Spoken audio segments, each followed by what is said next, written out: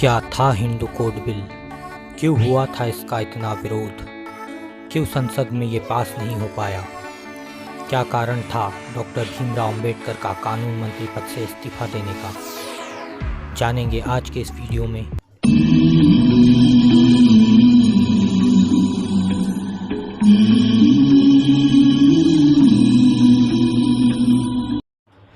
नमो बुद्धाय, जय भीम। साथियों, son of Ambedkar YouTube channel पर मैं आशीष चौरे आप सभी का स्वागत करता हूं। आज के इस वीडियो में हम हिंदू कोड बिल के बारे में जानेंगे और जानेंगे कि इसने महिलाओं के लिए कितने अधिकार दिए थे। तो चलते हैं वीडियो की तरफ।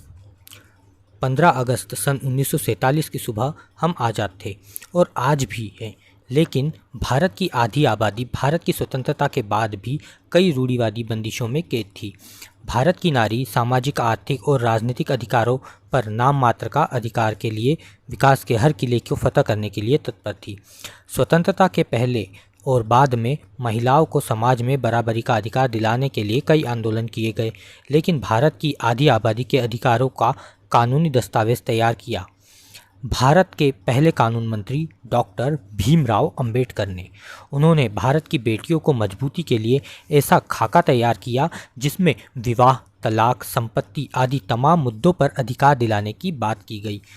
वर्तमान परिक्षेप में हम देखें तो महिलाओं की दशा सुधारने में मील का पत्थर बना है Hindu code bill. Doctor Bhimrao Ambedkar महिला अधिकारों के बड़े परोकारी थे। उनका मानना था कि किसी समाज का मूल्यांकन इस बात से किया जाना चाहिए कि उस समाज में महिलाओं की स्थिति क्या है। किसी भी देश की उन्नति और विकास के लिए महिलाओं का समुचित विकास होना सर्वोपरि है। उनका मानना है कि यदि हमें विकास के शिखर पर पहुंचना है तो महिलाओं को शिक्षित और सशक्त बनना होगा। डॉक्टर अंबेडकर का मानना था कि यदि महिलाएं संगठित हो जाए तो समाज को सही दिशा देने में अपना अहम योगदान दे सकती है। वही भारत की शिक्षा व्यवस्था को बेहतर बनाने के लिए महिलाओं को शिक्षित करने पर जोर देते थे। वे नारी शक्ति, संघर्ष, साहस, त्याग और बलिदान से भली भांति परिचित थे।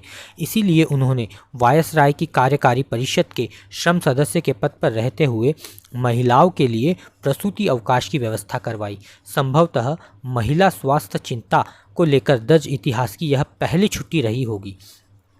अंबेडकर का वृहद चिंतन संविधान में सभी नागरिकों को समान अधिकार दिलाए जाने के साथ साथ महिलाओं की बराबरी के अधिकारों की वकालत भी करता है, जिसके लिए उन्होंने सन 1951 में संसद में हिंदू कोड बिल पेश किया।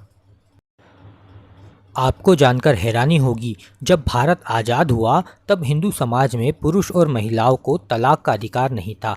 पुरुष को एक से ज़्यादा शादी करने की आज़ादी थी, लेकिन विधवाएं दोबारा शादी नहीं कर सकती थी। विधवाओं को संपत्ति से भी वंचित रखा गया था। आज़ादी के बाद भारत का संविधान बनने में जुटी संविधान सभा के सामने 11 अप्रैल 1947 को डॉक्टर भीमराव अंबेडकर ने हिंदू कोड बिल को पेश किया था। इस बिल में बिना वसीयत किए मृत्यु को प्राप्त हो जाने वाले हिंदू पुरुषों और महिलाओं की संपत्ति के बंटवारे के संबंध में कानूनों का संहिताबद्ध किए जाने का प्रस्ताव था। यह विधेयक मृतक की विधवा पुत्री और पुत्र को उसकी संपत्ति में बराबरी का अधिकार देता था। इसके अतिरिक्त पुत्रियों को उनके पिता की संपत्ति में अपने भाइयों से आधा हिस्सा प्राप्त होता था। इस विधेयक में विवाह संबंधी प्रावधानों में बदलाव किया गया था। यह 2 प्रकार के विवाहों को मान्यता देता था, सांस्कृतिक व सिविल। इसमें हिंदू पुरुषों द्वारा एक से अधिक महिलाओं से शादी करने पर प्रतिबंध और अलगाव संबंधी प्रावधान भी थे। यह कहा जा सकता है कि हिंदू महिलाओं को तलाक का अधिकार दिया जा रहा था। विवाह विच्छेद के लिए 7 आधारों का प्रावधान था: परित्याग, धर्मांतरण, रखेल रखना या रखेल बनाना, असाध्य मानसिक रोग, असाध्य व संक्रामक, कुष्ठ रोग, संक्रामक यौन रोग व कुरूरता जैसे आधारों पर कोई भी व्यक्ति तलाक ले सकता था। यह बिल ऐसी तमाम कुरीतियों पर हिंदू धर्म से दूर कर रहा था जिन्हें परंपरा के नाम पर कुछ कट्टरपंथी जिंदा रखना चाहते थे। इसका जोरदार विरोध हुआ। अंबेडकर के तमाम तर्क और नेहरू का समर्थन भी बेअसर साबित हुआ। इस बिल 9 अप्रैल 1948 को सिलेक्ट कमेटी के पास भेज दिया गया। बाद में 1951 को अंबेडकर ने हिंदू कोड बिल को संसद में पेश किया। इसे लेकर संसद के अंदर और बाहर विद्रोह मच गया। सनातनी धर्मावलंबियों से लेकर आर्य समाजी तक अंबेडकर के विरोधी हो गए। उस समय भारत का संविधान भी बनकर तैयार था, लेकिन संसद के सदस्यों को जनता ने नहीं चुना था। इन सदस्यों को बहुसंख्यक हिंदू समाज में बदलाव और पुराने रीति रिवाजों को बदलने का निर्णय करना था। संसद में 3 दिन तक बहस चली। हिंदू कोड बिल का विरोध करने वालों का कहना था कि संसद के सदस्य जनता के चुने हुए नहीं हैं, इसलिए इतने बड़े विधेयक को पास करने का नैतिक अधिकार नहीं है। एक और विरोध इस बात का था कि सिर्फ हिंदुओं के लिए कानून क्यों लाया जा रहा है, बहुविवाह की परंपरा तो दूसरे धर्मों में भी है। इस कानून को सभी पर लागू किया जाना चाहिए, यानी समान नागरिक आचार संहिता। संसद में जहां जनसंघ समेत कांग्रेस का हिंदूवादी धड़ा इसका विरोध कर रहा था, तो वही संसद के बाहर हरिहंतनंद सरस्वती उर्फ करपात्रा महाराज के नेतृत्व में बड़ा प्रदर्शन चल रहा था। अखिल भारतीय राम राज्य परिषद की स्थापना करने वाले करपात्री का कहना था कि यह बिल हिंदू धर्म में हस्तक्षेप है। यह बिल हिंदू रीति रिवाजों, परंपराओं और धर्मशास्त्रों के विरुद्ध है। उन्होंने इस बिल पर प्रधानमंत्री जवाहरलाल नेहरू को वाद विवाद करने की खुली चुनौती दी।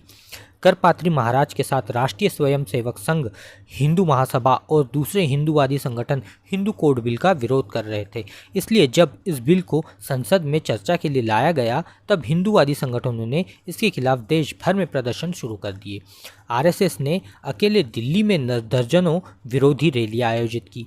हालांकि प्रधानमंत्री नेहरू इस बिल को पारित करवाना चाह रहे थे, लेकिन तमाम विरोधों और पहले आम चुनाव नज़दीक होने के चलते वह इसे टाल गए। गौरतलब है कि फरवरी 1949 को संविधान सभा की बैठक में नेहरू ने कहा था, इस कानून को हम इतनी अहमियत देते हैं कि हमारी सरकार बिना इसे पास कराए सत्ता में रह ही नहीं सकती। वहीं अंबेडकर हिंदू कोड बिल पारित करवाने को लेकर काफ़ी चिंतित थे। वे कहते थे, मुझे भारतीय संविधान के निर्माण से अधिक दिलचस्पी और खुशी हिंदू कोड बिल पास करवाने में है, लेकिन यह बिल उस समय पारित नहीं हो सका। अंबेडकर ने हिंदू कोड बिल समेत अन्य मुद्दों को लेकर कानून मंत्री के पद से इस्तीफा दे दिया। कानून मंत्री के पद से इस्तीफा देने वाले डॉक्टर अंबेडकर पहले व्यक्ति थे जो महिलाओं के अधिकारों के लिए अपने कानूनी मंत्री पद से इस्तीफा दे दिया। भारत की स्वतंत्रता के साथ ही महिलाओं को वोट देने का अधिकार पुरुषों के समान प्राप्त हुआ, लेकिन उन्हें संपत्ति, विवाह और सामाजिक स्वतंत्रता से जुड़े कई मुद्दों पर अधिकार नहीं थे। वे बेटी, पत्नी और बहू के तौर पर घर, खेती, खलिहानों से लेकर उद्योग धंधों तक शामिल थी, लेकिन सामाजिक ताने बाने की कई चुनौतियों से जूझ रही थी। हिंदू कोड बिल महिलाओं की समाज आर्थिक दशा में सुधार करके उन्हें तरक्की और कामयाबी से जोड़ता था। हिंदू कोड बिल संसद में पास न करा पाने से अंबेडकर बहुत दुखी थे। उनका मानना था कि संविधान लिखने से भी ज़्यादा खुशी उन्हें हिंदू कोड बिल पास कराने में होती। आज के इस वीडियो में इतना ही। हम अगले वीडियो में जानेंगे कि किस प्रकार से हिंदू कोड बिल को पास करवाया गया। तो बने रहिएगा हमारे साथ में। जल्द मिलते हैं हिंदू कोड बिल के भाग 2 में। अगर वीडियो पसंद आया हो तो प्लीज़ इसे लाइक कीजिए, शेयर कीजिए और सब्सक्राइब कीजिए। तब तक के लिए नमो बुद्धाय, जय भीम।